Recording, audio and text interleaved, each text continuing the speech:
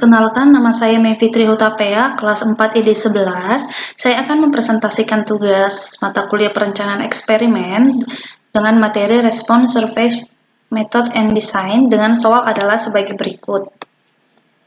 Kita akan masuk ke dalam pengerjaannya, yaitu di tabel Excel. Di sini kita diminta untuk menganalisis data eksperimen by counting and analysis of variance. Pengerjaannya adalah kita klik data, lalu pilih data, analyze, lalu pilih ANOVA to factor with replication. Oke, kita input datanya, kita masukkan semua datanya, kita input. Row per sampel pengulangannya adalah 2 kali, karena di setiap temperatur kita melakukan pengulangan sebanyak 2 kali.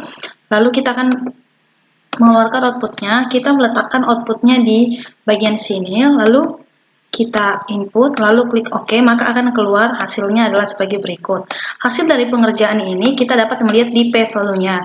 Di sini, jika p-value-nya kurang dari 0,05, maka hasilnya ada signifikan. Di sini yang kurang dari 0,05 adalah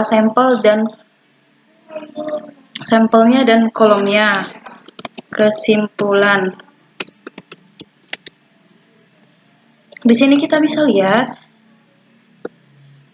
untuk kolom sendiri adalah tekanan dan sampelnya ada temperatur. Maka di sini temperatur dan pressure atau tekanan adalah signifikan, sedangkan untuk interaksi tidak signifikan.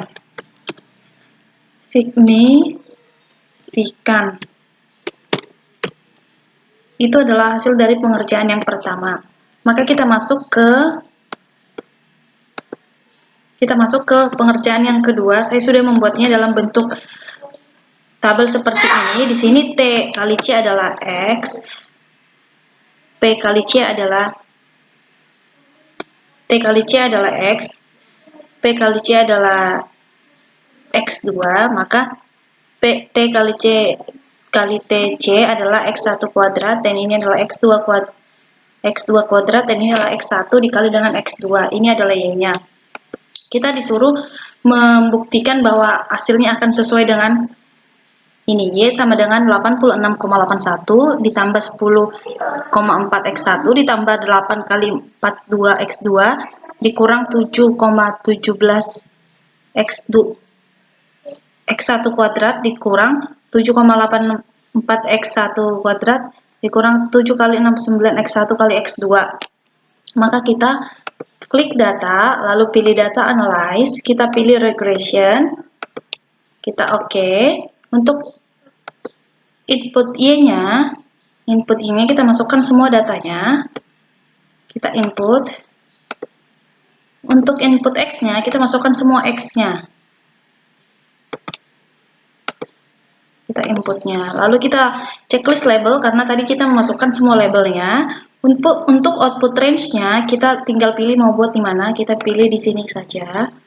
Lalu kita input,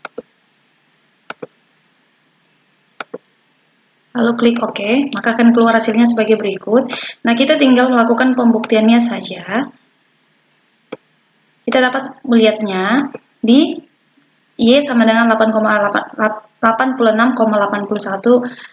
pas ditambah 10,4 X1 ditambah 8,42 X2 dikurang 7,17